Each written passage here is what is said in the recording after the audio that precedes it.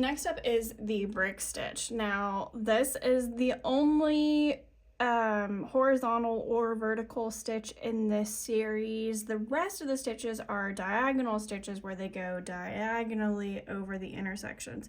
On this one, we're going side to side and we're not actually going diagonally at all. So because of that, the painted intersections, it can probably get a little bit confusing. So just say to yourself, okay, I'm going on top of where the color is, okay? And if you're filling in a large section, like, you know, you just kind of go with the pattern. But as we get the pattern established here, just say to yourself, okay, I'm going on top of the painted diagram here, and you should be good to go. So I'll demonstrate this and kind of talk to you about horizontal and vertical stitches because they are just a little bit different than the diagonal stitches that we're used to mostly in needlepoint. Horizontal and vertical stitches like the brick stitch or Parisian or Bargello stitches, they can be used to really cool effect in needlepoint, but sometimes you want to go with a thicker thread. You'll see here that you aren't actually covering up the entirety of the canvas with this stitch, and that's because this silk and ivory thread is perfectly appropriate for a diagonal stitch on 13 mesh, but it might be just a little bit too thin depending on your tension and the coverage that you want for a 13 mesh canvas. I might try doubling it up just to see what that looks like in a second. But I would say if you're doing this stitch on an 18 mesh canvas, silk and ivory is perfectly fine because it's just a little bit of a thicker coverage on 18 mesh. And so I think it works great. But yeah, in general, if you want kind of more of a fuller coverage stitch and you're doing a horizontal stitch or a vertical stitch, just, you know, up your thread thickness a little bit and it'll give you the coverage that you want. But some people like seeing exposed canvas. It just depends on your personal preferences, always. Needlepoint is always personal preference dependent. The thing that I really like about brick stitch, along with a lot of the other decorative stitches we're doing, is how it does interlock into itself. So once you get the pattern established on one row, it's a lot easier to come in and fill in subsequent rows because of just, you know, the nature of it. You just put it together like a puzzle piece.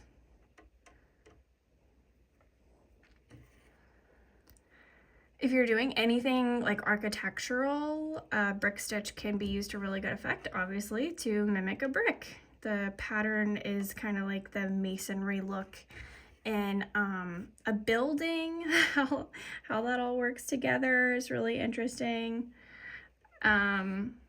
So it's really fun to kind of use the decorative stitches in your needlepoint project to complement whatever the design itself is. So if you're doing anything architectural or you're doing something geometric, you know, something like a stitch like this can be used to really, really neat, interesting effect.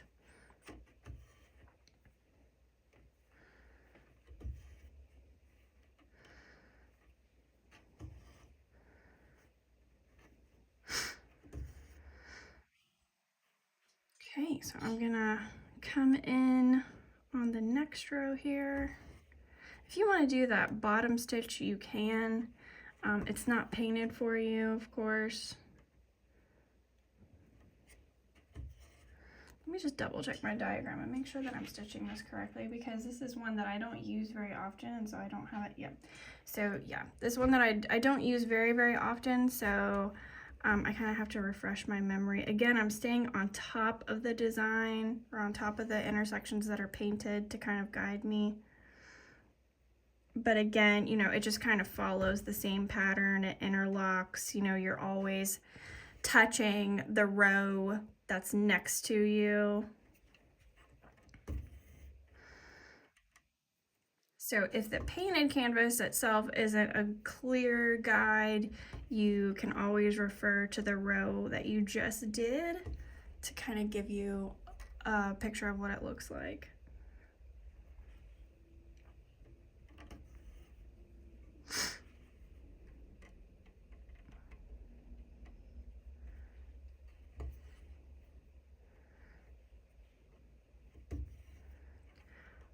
if this this open canvas thing bothers you, just keep in mind that when you are stitching a needlepoint canvas that's not just for practice and not just for learning, to just go with a thicker thread. I made that mistake when I was stitching my Yule Cat canvas. I chose I think it was the Parisian stitch on the sky in the background with a silk lame. And I just went with, the silk lame that would be appropriate for 18 mesh. And then I was like, oh my gosh, look at all this canvas. I can see the canvas. And the ladies at the needlepoint store were like, well, yeah, but that's why you get a hand-painted canvas, because then it blends with your thread color so that, you can't really tell that the canvas is exposed at all because it's hand-painted. I was like, well, it's just the principle of the thing. How do I fix this? Because I don't think I realized at that point in time that I needed a thicker thread when doing a decorative stitch that's horizontal or vertical. What I might do in a second when I run out of this thread is I might double up the thread just to see what that's like.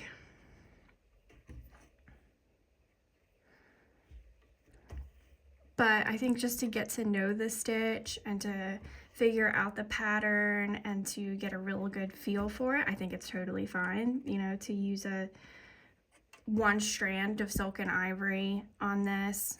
This is just for practice. This is just to help you kind of learn it. Okay, I'm going to come back around and compensate these stitches here. For this stitches compensation, it's just like any other decorative stitches compensation. You're kind of skipping going over canvas, and so instead of going over 2 little rows, you're going over 1 little row.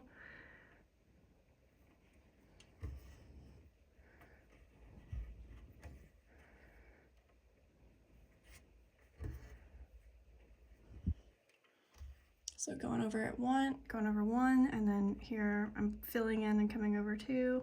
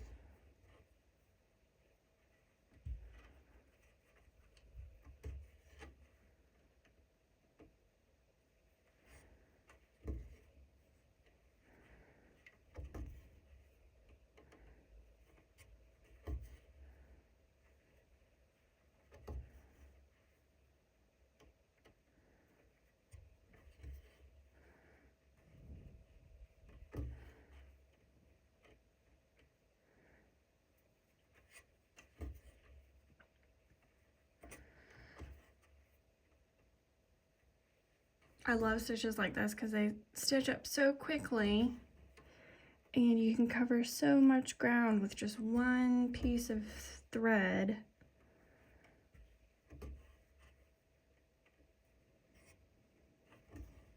But these are great for backgrounds or for filling in spaces. It's just so quick. So quick and yet so beautiful and effective, and you get a really, really neat look. Row. Too bad I don't have a snag nabbit tool handy because I just pulled through a little bit. There we go. Fixed it.